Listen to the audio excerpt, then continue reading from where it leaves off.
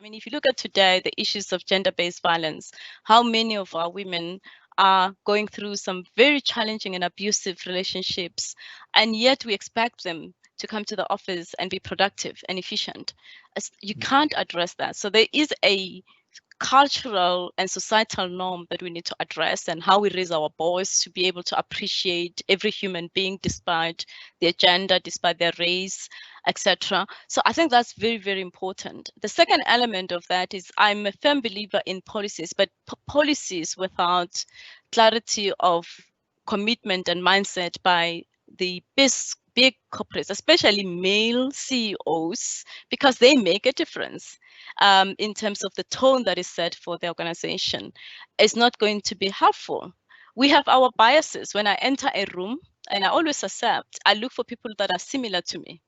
If I'm sitting in an interview with 5 men, how am I likely to get an opportunity to be promoted? Yeah.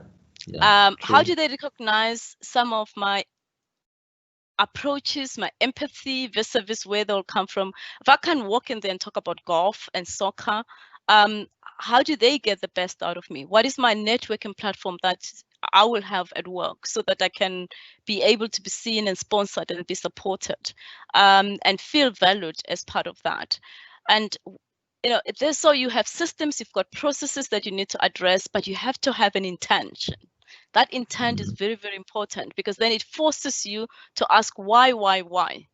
We have not appointed a female in this role. Why? It's not about they're not available. Go deeper.